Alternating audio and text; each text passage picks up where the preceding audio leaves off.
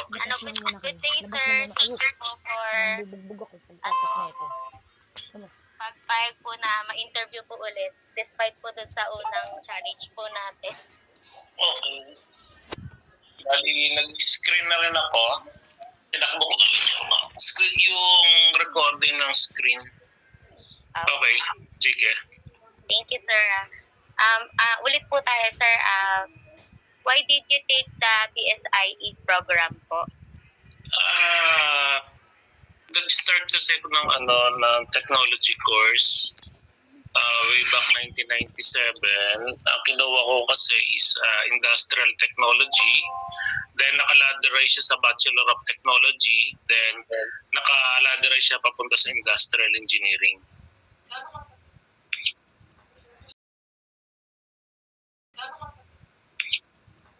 Sir, ano naman po yung roles ng IE sa company? Bali sa IE kasi marami kasi siya masyadong broad kasi ang pag sinabi mong IE, unang-una more on sa manufacturing, then more on planning, handling people, tapos more on improvement. Yung kasi ang ng IE, hindi siya tulad sa sa mga electrical engineering, more on specific sila sa hindi tulad ng IE. Masyado siyang masyadong malawak yung niya. Yung masyadong broad masyado.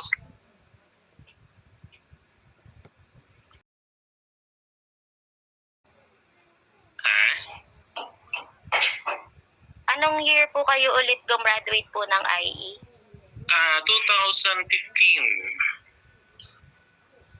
2015, pero nag-start ako ng na industrial technology 1997, and then nag-continue ako ng Bachelor of Technology, major in industrial technology. Gumraduate ako is 2001. Ngayon, kala ko dati okay na siya na degree holder ka na industrial Bachelor of Technology ka na, pero unfortunately mas ang hinahanap ng company is more on engineering degree. Kaya nag-pursue pa rin ako ng engineering. So, ibig sabihin po, sir, importante po talaga na matake niyo yung industrial engineering po na course. Oo naman, kasi number one kasi pagdating sa sa mga company tulad sa ang number one na kailangan nila dapat engineering graduate. Dati kasi pag nag-apply ka, sinasabi nila engineering graduate or any equivalent course. Ngayon tinanggal na nila yan. More on specific sila na engineering course. Yun yung parang requirement na ngayon ng mga company. Baga parang nagle-level up na yung mga yung mga requirements nila. Ayun nga rin po yung isang reason kaya po nag-industrial engineering din po ako. Mm-hmm. What are the qualities that an industrial engineer should possess to be effective po? Dapat kasi unang-una patience. Dapat mahaba pasensya mo pag hindi mahaba. Lalo na sa hunting people. Alam mo naman natin, napakahirap pasunurin ng tao. Mas madaling pasunurin ng makina. Ang makina, pag pinindot mo yan, mag-start yan, mag-stop yan. Pero ang tao, may mga kanya-kanya kasi sariling idea yan na hindi lahat yan papayag. Especially kung meron kang ginawa mga procedure o meron kang mga ginawang improvement, number one na kalaban mo dyan, tao. Kaya ang pinaka dyan is kailangan i-balance mo lahat. Kaya nga 'di ba as part of industrial engineer, nandiyan yung more on handling people. Yun yung pinaka-challenging pagdating sa mga IE. What major challenges did you face during role as an IE? How did you handle them? Gusto po, yun ang pinakamahirap nga. Yung sinasabi ko sa'yo kanina. Handling people. How to manage people. Kasi meron yung mga sariling ideas. Of course, alam naman natin ng tao, hindi naman siya basta-basta sumusunod. Kailangan ibabalance natin between the management and also the grounds. Yung sa mga nasa baba natin, mga operator, mga ganun. Of course, magkakaiba ng level kasi ng thinking yan. Dapat lagi ka nandun ka sa gitna. Hindi ka pwedeng pupunta sa baba kasi masisira ka sa taas. Hindi ka pwedeng pumunta sa taas, masisira ka sa baba. Kaya kailangan ibabalance mo lahat.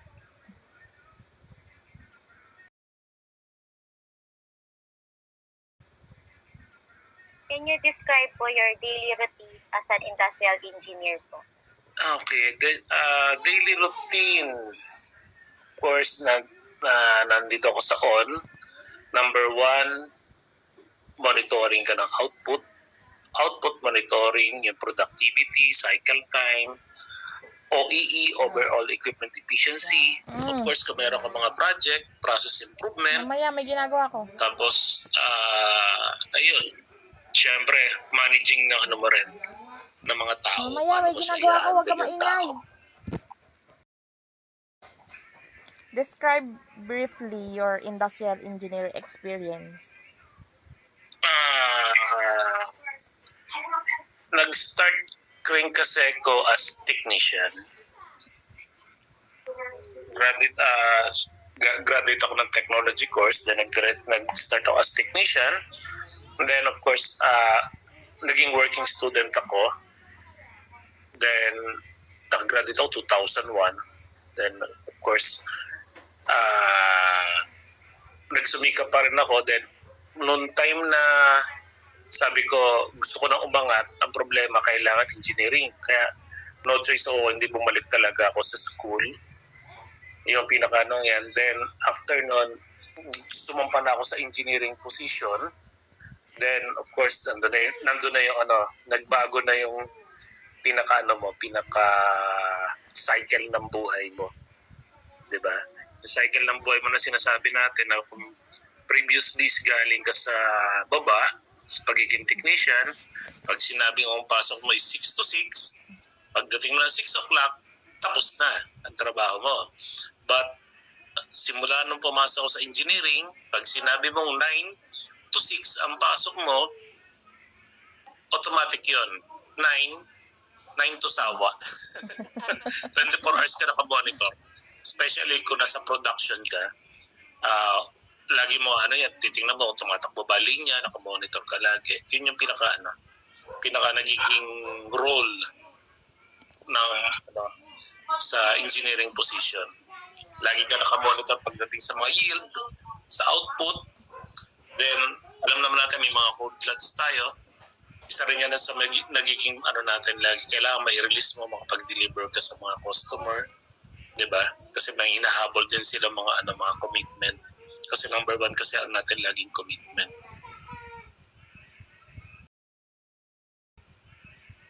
Pero ngayon po sir, ano na po yung position niyo po sa company? Senior engineer. Senior process engineer. What kind of strategies and mindset is required for this role? Explain with an example. Of course, yun doon sa kailangan, hindi naman po pwede na kasi sinasabi ko sa iyo kanina, we need to balance between the management and yung tinatawag nating mga nasa grounds. Yun yung number 1 then kailangan, hindi mo sila mapapasunod, kailangan talaga i-calibrate mo yung mindset nila na ganito talaga ang program natin, na kailangan talaga ganito para sa kampanya mag-survive tayo. Hindi yung pwede yung ganito lang. Explain mo talaga briefly sa kanila para of course ma-absorb nila kasi hindi sila basta-basta parang sabihin nila na close-minded. Yun yung pinaka nila. Kaya kailangan yung mindset talaga kailangan uunahin mo para maano mo. What is the biggest challenge that you foresee in this job? Challenge? Marami na akong challenge. Ano bang gusto mong challenge? Sa production or yung previous experience ko na challenge?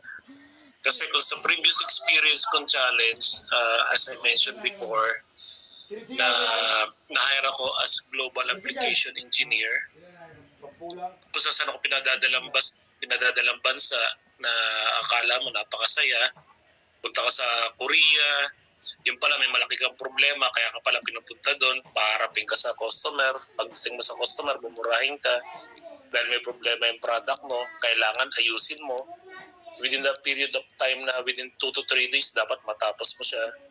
Kasi may kasunod na customer na uli nagre-reklamo na kailangan isatisfy mo rin sila. Then, of course, minsan, pagdating doon sa minsan yung pagdating sa family, minsan tinatawag nila na wala kang time, na totally wala kang time. You need to balance, siyempre. Yun yung pinaka natin doon. Challenging dyan between family and work. Alam naman natin, nag-work tayo para sa family. Hindi tayo nag-work para sa company. Parang lagi pong sinasabi ni ma'am, dapat lagi daw pinapagaan pag IE ka. Paano pinagagaan? Sabi, parang lagi daw pong pinagagaan ng buhay pag IE. Kumbaga parang more on improvement, more on minsan kasi sabihin nila, halimbawa, 3 makina mo, halimbawa lang sa IE, 3 makina mo, kailangan dapat 5. Ngayon ang problema ang makina, magkakalayo. Gagawin ng IE niyan, i-compute niyan yung yung pinaka-area mo, pagtatabi-tabihin mo yung makina, palalapitin mo, kumbaga i-modify mo or mag-create ka ng bagong process para mapabilis siya. Yun yung isa sa mga, pag sinabing IE kasi sa company, ganon. Kasi ako, nasa process improvement ako, as part din siya ng industrial engineer. Pero, of course, sabi ko nga sa'yo kanina, masyadong malawak ang IE. Kaya yung sinasabi ko masyado malawak, kaya masyado rin challenging pagdating sa hindi siya basta-basta. Pero masaya. Sa future, sir, ano yung possible na maging challenge ng isang IE? Future, maging challenge ng IE, wala ka ng time sa sarili mo. Tsaka sa family mo. Hindi naman lahat naman ganun. Kumaga parang, sabi ko nga sa'yo, you need to balance between work and family. Work-life balance. Diba? Pero kumbaga sa role po sa company, maganda po yung work ng isang IE. Maganda siya. Kung sa maganda. Kasi, number 1, pag sinabi mo IE, more on sa manufacturing, hindi lang sa semicon, hindi lang sa electronics company, sa lahat ng manufacturing, applicable ang IE. Hindi tulad ng mga mechanical engineer, more sa ganito lang siya sa mga automotive. Pero industrial engineer, Parang lahat ng nakita mo may kumpanya meron. Kumbaga parang generic siya. Kahit sa lahat, kahit saan, in demand siya. Mas marami siyang opportunity. Pero Yes, pag correct. financial, sir, Ay, depende na sa'yo yun kung paano mo tatakbuhin dyan. hindi, Nasa pag sa'yo yung na sa yun. pag-offer ng company, ano po yun? Depende na sa work experience mo. Then, depende na sa'yo kung paano mo i-renegotiate yung sarili mo or paano mo ibebenta ang sarili mo. Okay lang po ba, sir, na palipat-lipat ka ng company? Depende naman sa'yo. Kasi ang pagpalipat-lipat ng company, hindi naman, kung may nakikita kang growth sa isang company, bakit ka aalis? Kung wala ka nakikita ng growth, alam mo, umalis. Kasi hindi yun yung hindi ka naman mag-i-stay sa isang company kung nakikita mong wala kang growth, di ba? Pero kung may nakikita kang growth, meron kang why not na mag-stay, di ba? Kung nandun naman ang future mo Career-wide, sir, maganda po ba yung IE na course? Oo naman. Kasi sabi ko nga sa'yo, generic siya. Kahit sa company, kahit sa in demand siya. Ano na lang po yun, sir? Mga extra questions na lang. Curious lang po kasi kami. Hindi, okay lang. Pero yun nga sinasabi sa'yo, depende rin sa field of expertise mo. Kasi tulad ko, nasa ko, hindi naman talaga totally na IE yung hawak ko, more on process improvement. Pero process improvement is also a part of industrial engineering. Sige. Kaya, sumunod ka lang sa kotse. Ayun. Okay naman. Pagdating sa sahod, Paano ba? Okay naman. Okay naman. Hindi naman nakakatatlong taon naman ako sa on-seminar. Opo. Okay naman din po sa on-semi. Sa ngayon, Sa ngayon. okay naman. Diba? Hindi natin masabi.